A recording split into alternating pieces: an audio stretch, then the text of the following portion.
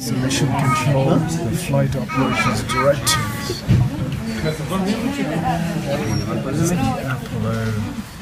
Just scoot to the left, please, ladies and gentlemen. Go all the way to the left. We've got a lot of people coming in. We don't have to walk over you, please.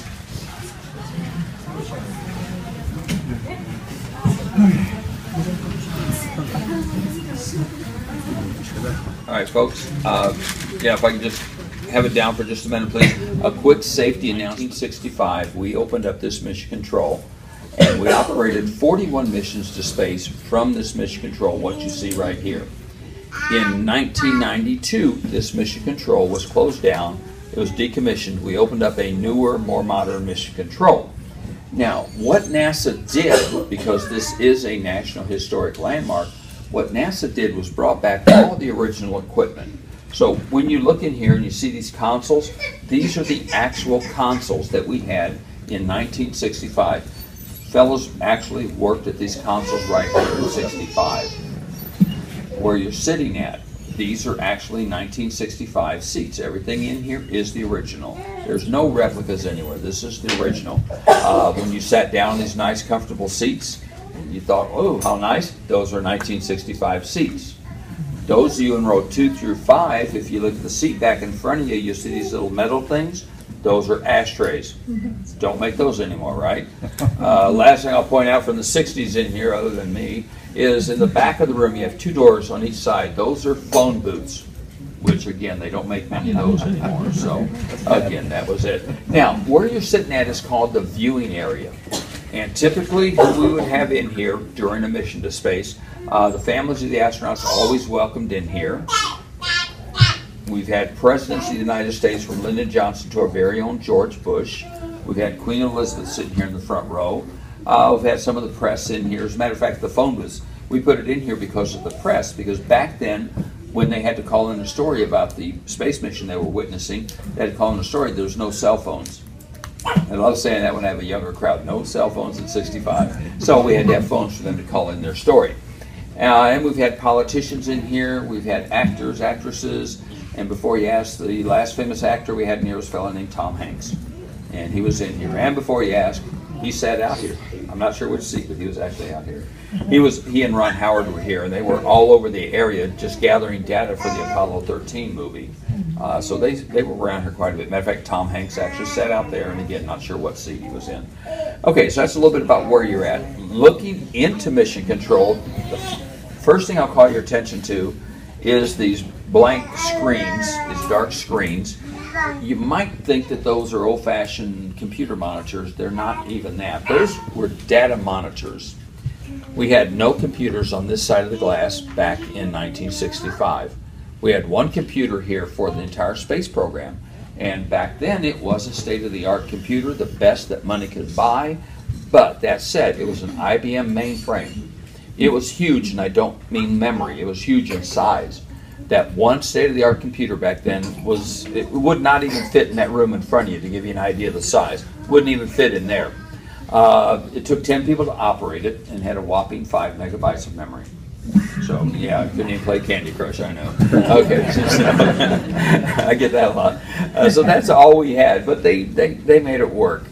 If you look to your right, folks, you'll see those plaques. Those are called mission plaques.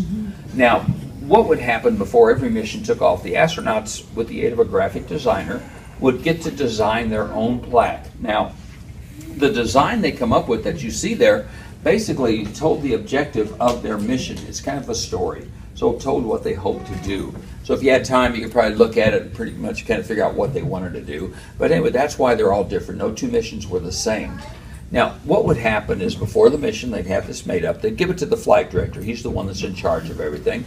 He would then put it on the left-hand side of the wall.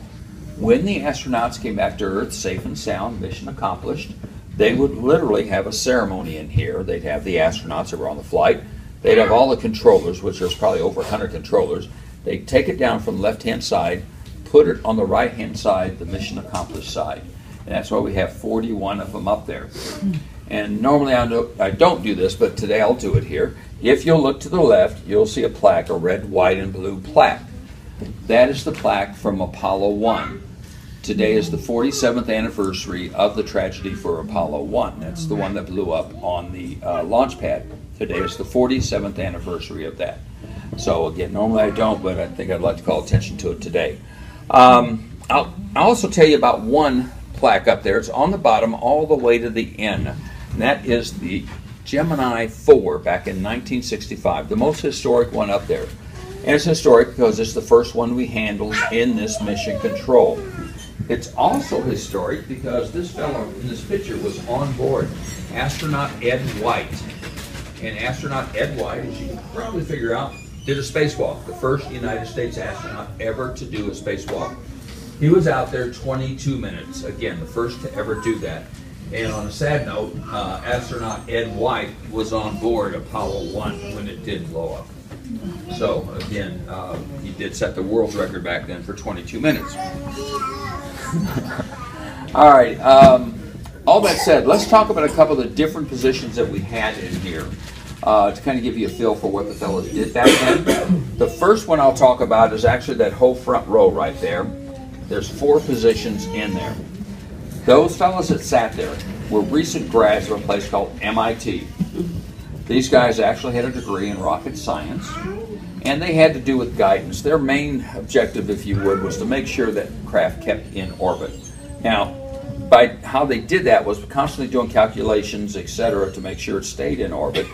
Like I said, they had no computer on that side of the glass, so they had no computer, and we're talking about huge, large algebraic calculations. No computer, no calculator. These 4 young guys that sat there, this is what they did it with right here, a slide rule. And they say time is money. In this case, time is life. So they had to be quick, they had to be accurate, and they were. It would take them a matter of 15 to 25 seconds to do a calculation. And the way the guys would prove it is all 4 would do the same calculation. They'd compare notes, make sure they had the same exact answer. If they did, that proved it, there was a go, and they would give the go-ahead. So again, very important job. We're going to go back to the second row here. Oh, somebody took it down here. You'll see Flight Operations Director. Right behind that is the Flight Director. Now, the Flight Director, he is the one that's in charge of this mission. Once if it takes off out of Florida, it's fired up there. Once it leaves the launch pad, Houston Mission Control takes over. The Flight Director takes over.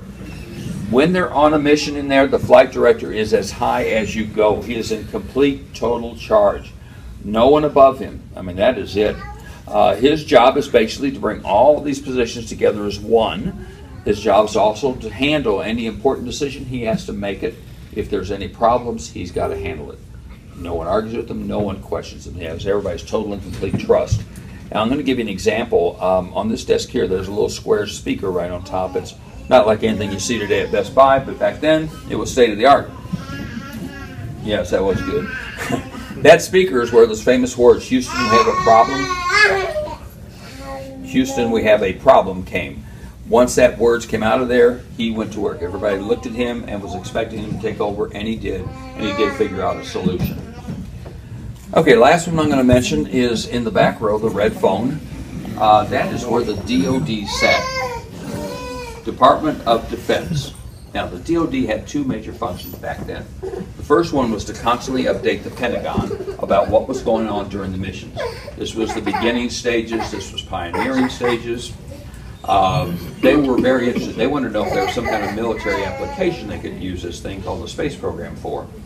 The second one was basically to coordinate the retrieval of the astronauts. Back then, they came to Earth in a capsule, 3 or 4 parachutes, they'd splash down in the ocean. Before that happened, he would call the Department of the Navy, give them the coordinates. They in turn would send out an aircraft carrier, helicopters, pick up the astronauts, pick up the capsule, and bring them home. So ladies and gentlemen, kind of winding this down, let me just say without what these brilliant young folks did back then, we wouldn't have the space program as we know it today. And they were indeed brilliant, and they were indeed young. The average age of the worker at that time was 26 years old in here. We even had a fellow that was 23 years old in here. The flight director, they called him the old man. He was 31 years old. So again, ladies and gentlemen, this is our past, this is our history. Your next stop, you're going to get to see our future, the astronaut training facility. You're going to see some robotics, you're going to see some capsules, you're going to see the Orion capsule. Your host Chase will point out the Orion capsule. That is our next venture into space, the Orion mission, our mission to Mars.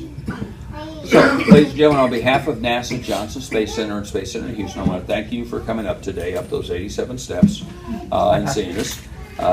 In just a minute, your host, Chase, will come back and take you downstairs. If you would please take the same seat you had when you got here. Ouais, Apollo 1, elle a dit. Il a dit normalement, je le dis pas, mais. Non, mais tu sais, justement, il a. Thank you all.